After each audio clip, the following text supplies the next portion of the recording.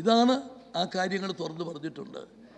ഒരു കാര്യം വ്യക്തമാണ്, സംസ്ഥാനത്തിൻ്റെ താല്പര്യങ്ങൾ സംരക്ഷിച്ചുകൊണ്ട് ഈ വിഴിഞ്ഞം തുറമുഖ പദ്ധതി നടപ്പിലാക്കിയിരിക്കും, യാതൊരു സംശയവും വേണ്ട. അതിൻ്റെ പേര് അഴിമതി, നിങ്ങൾ ഏത് സംശയവും പറഞ്ഞു, ഏത് നിർദ്ദേശവും വെച്ചു, അതൊക്കെ സ്വീകരിക്കാവുന്ന മുഴുവൻ സ്വീകരിക്കാൻ തയ്യാറാണ്. പക്ഷേ അഴിമതി ആരോപണം ഉന്നയിച്ച് ഇതില്ലാതെയാക്കാവും ധരിച്ചാൽ നടക്കില്ല എന്ന് പറയാൻ ആഗ്രഹിക്കുകയാണ്.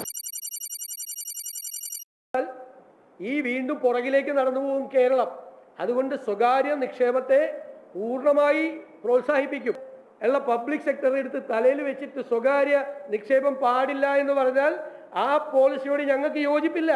ഞങ്ങൾ സ്വകാര്യ നിക്ഷേപം കേരളത്തിൽ കൊണ്ടുവരും എന്നാണ് UDF ഗവൺമെന്റിന്റെ പോളിസി. അല്ലെങ്കിൽ കേരളം ഉണ്ടാവില്ല.